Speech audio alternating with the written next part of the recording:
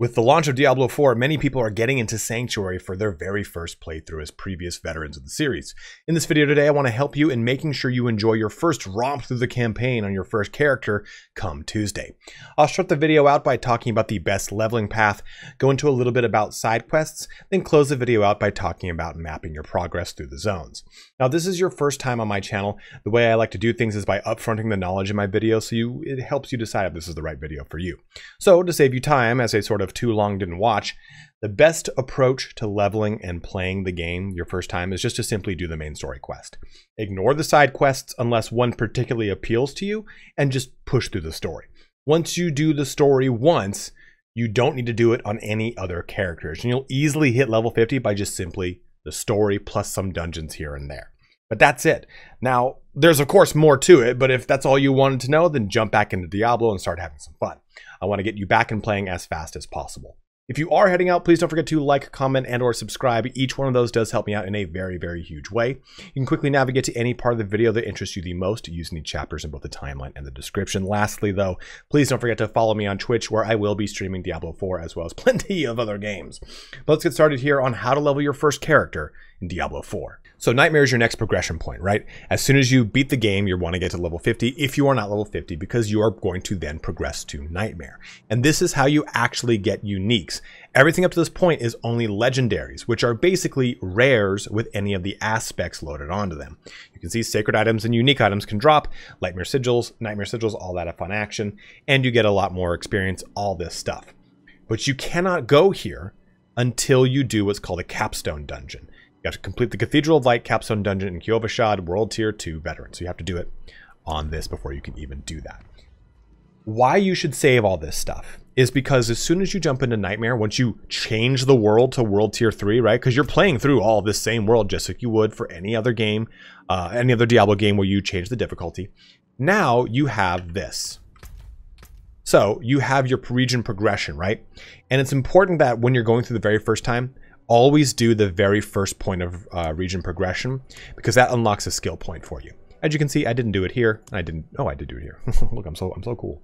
But that's super important because that's 1, 2, 3, 4, 5 free skill points that you can have unlocked for your character. And you should probably get them just by simply progressing through the location in the main story quest. This is the only one that I don't think I did an extra.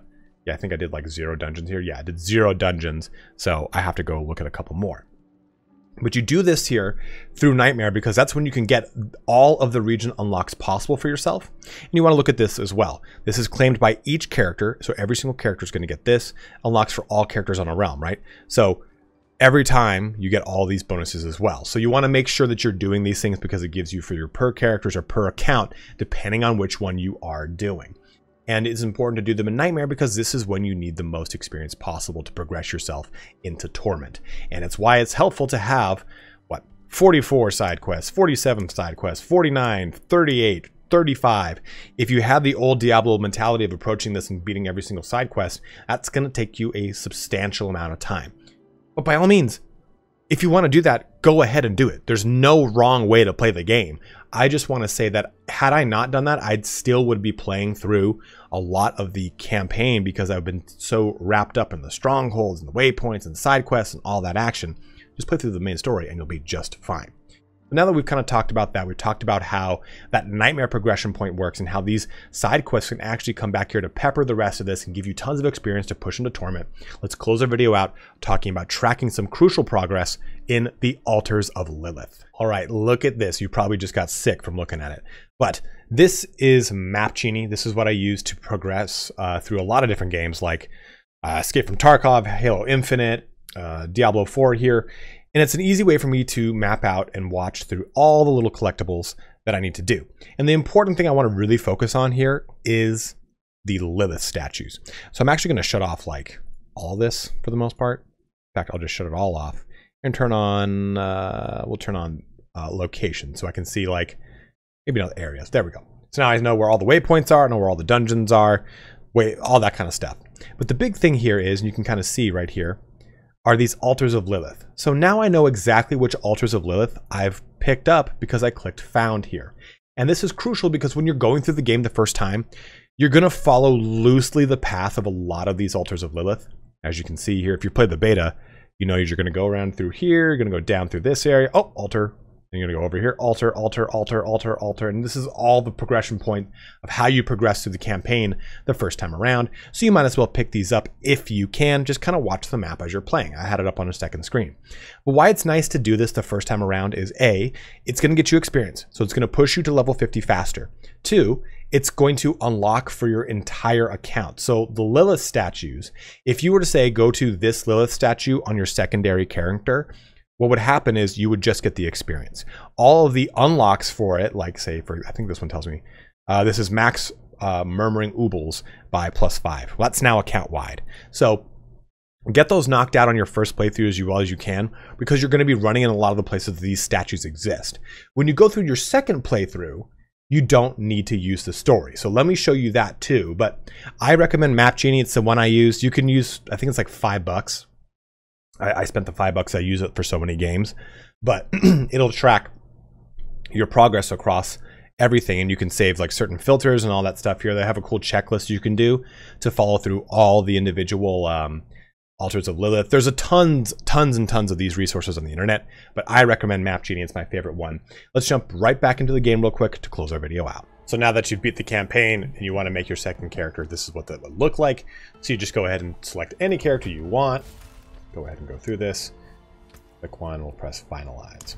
And you can see this says skip campaign. Head straight into the world.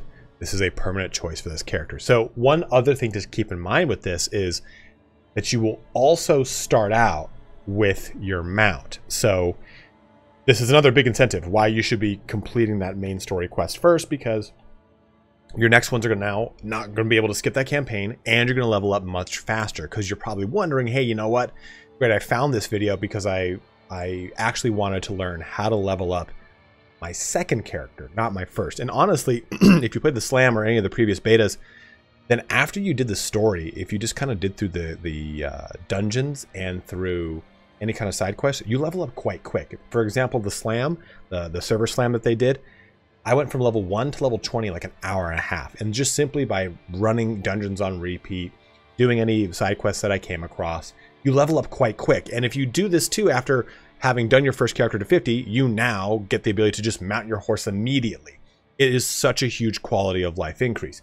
Now, of course, if you made your very first character and you want to get to level 50 as fast as possible, you could just simply do quests and dungeons, like I said, and skip the main story. But when you go to make your second character, you're going to have to go through that exact same process. And of course, they don't get their horse, or you don't get your horse, until you go through the story and do it, which is around the end of Act 3, beginning of Act 4, I believe, is when you actually get that horse. So it's a crucial bit of information, but still, nonetheless, I wanted people to see that you do skip that campaign once you've done the story and you're good to go.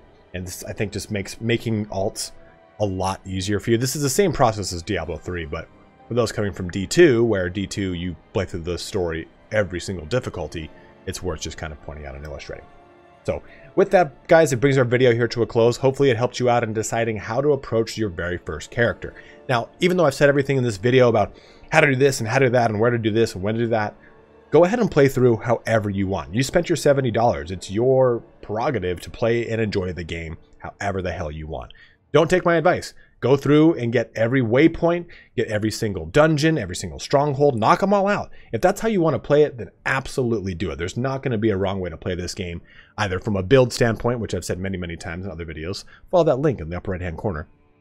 Or from a gameplay standpoint, because there are just so many fun ways to approach this game. I think it's probably one of the biggest strengths of D4 I've seen so far, is that it does have high build variety and a lot of different gameplay approaches that you can really have a ton of fun, either alone or with your friends.